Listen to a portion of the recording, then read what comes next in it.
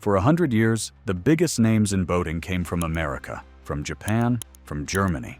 But right now, in a small technology park in southern India, engineers are building something that terrifies them all. An electric outboard motor. Powerful, silent, and half the price of anything on the American market. They've already won international awards. They've already moved millions of passengers. And by 2026, they're coming for your marina. Mercury doesn't want you to see this. Yamaha hopes you never find out. But I'm going to show you everything. How a startup from Kerala built technology that rivals the giants. Why are American dealers quietly paying attention? And what this means for every boat owner watching right now. Here's my question for you. Would you trust an outboard motor made in India? Drop your answer in the comments. I want to know what you think. If you're new here, hit subscribe and ring that bell. This channel is where we uncover the stories the marine industry doesn't want to tell. Now let's get into it. In the city of Kochi, on India's southwestern coast, there is a place called the Kerala Technology Innovation Zone. It sits near the Arabian Sea, surrounded by coconut palms and fishing boats that have worked these waters for generations. This is not Silicon Valley. This is not the kind of place the marine industry pays attention to. But perhaps it should. Because inside this innovation zone, a company called Navalt has been quietly building something remarkable. They started in 2013 with a simple idea. Boats that run on sunlight. No diesel, no gasoline. Just solar panels, batteries, and electric motors. Most people laughed at them. India had no history of building advanced marine propulsion. The country imported nearly all its outboard engines from Japan, from America, from China. The idea that Indian engineers could compete with Mercury or Yamaha seemed almost absurd, but Navalt kept building. In 2016, they launched a ferry called Aditya. It was India's first solar-powered passenger vessel. It carried commuters across the backwaters of Kerala, day after day, burning nothing but electrons. 4 years later, that same ferry won the Gustave Trouvé Award, often called the Oscar of electric boating. Judges named it the best ferry in the world. Then they won again. In 2022, their solar fishing boat Srav took the prize for best workboat on the planet. 2 world championships, from a startup in Kerala. The marine industry started paying attention. By 2023, Navalt had launched India's largest solar electric boat, called Indra. They had also built something called the Barracuda, the fastest electric vessel ever made in their country. Twin 50-kilowatt motors, speeds that matched diesel patrol craft, and not a single drop of fuel. Today, Navalt operates more than 27 vessels across India. They have transported over 4 million passengers. They have 34 more boats under construction, and they have done something that matters even more than building boats. They have built their own motors. This is where the story becomes interesting for anyone who owns a boat in America, Canada, or Australia. Navalt did not simply assemble motors from foreign parts. They designed and manufactured their own propulsion system from scratch. They call it MAKO.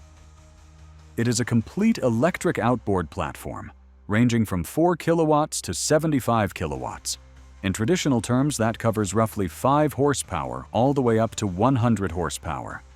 They built motors for pods, motors for outboards, motors for leisure, motors for commercial vessels. They also developed their own battery packs, called Manta.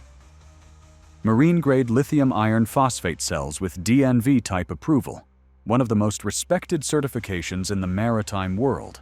And they created their own electric steering system, called Orca, approved by the Indian Register of Shipping under international classification standards. In other words, Navalt now manufactures a complete electric propulsion ecosystem. Motors, batteries, steering, all designed in India, all built in India, all priced like products from India. And this is the part that should make Western manufacturers nervous. Right now, if you want to buy a quality electric outboard in the United States, you have limited options. Torqeedo from Germany, Elco from America, e-Propulsion from China, Mercury's new Avator line. These are good products, but they are expensive products.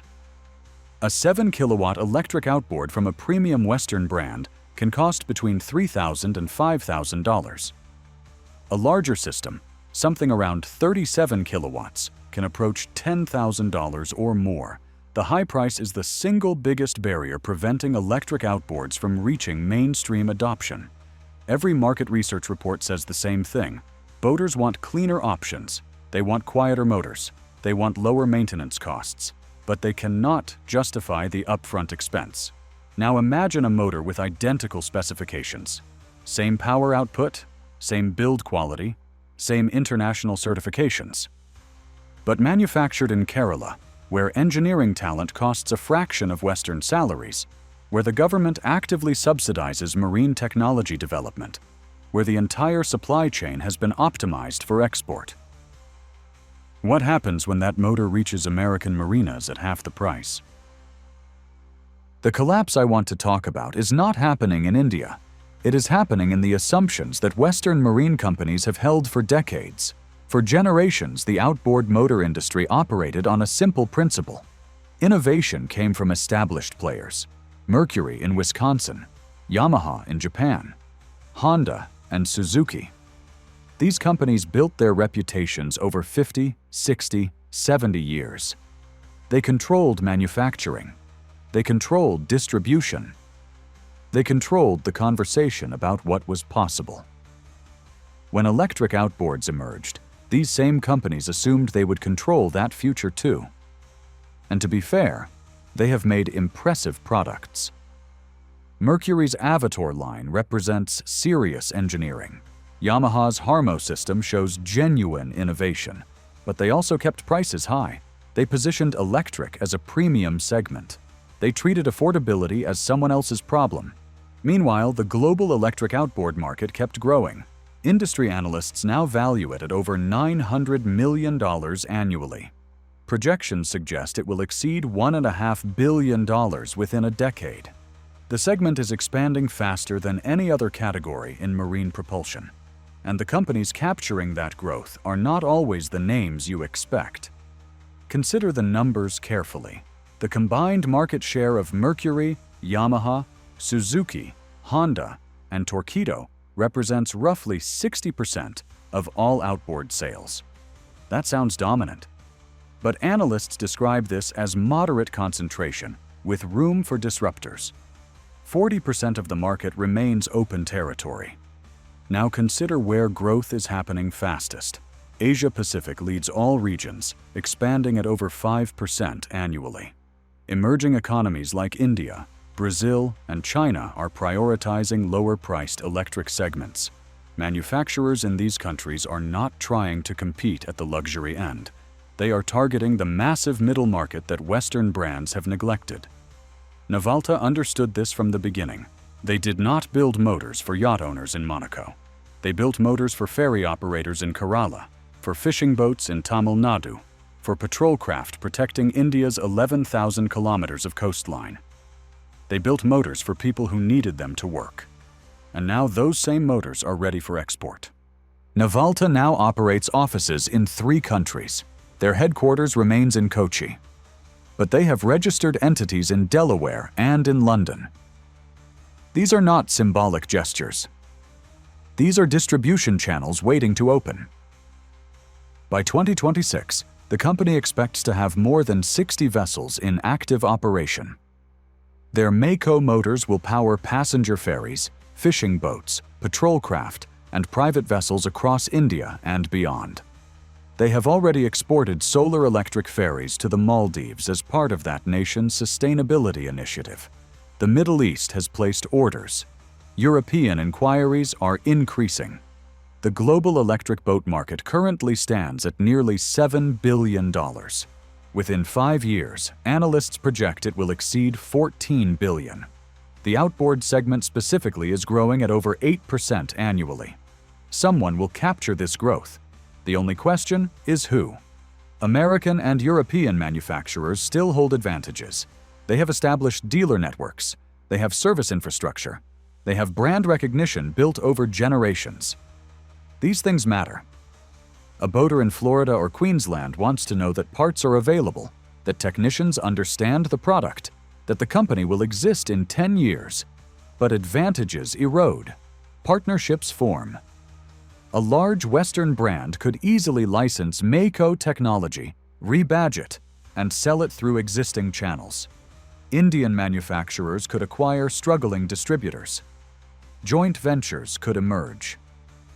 The marine industry has seen this pattern before in other product categories from other emerging economies.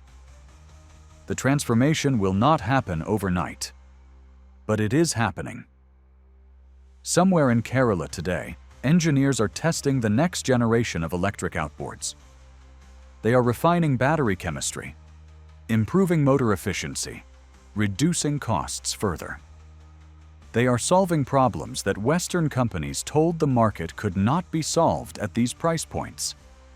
And somewhere in a shipping container, wrapped carefully in industrial foam, finished motors are waiting for transport. Destination unknown, but direction clear. The future of boating will not be defined by where innovation has always come from. It will be defined by where innovation delivers the most value. India is making its case. The water will decide.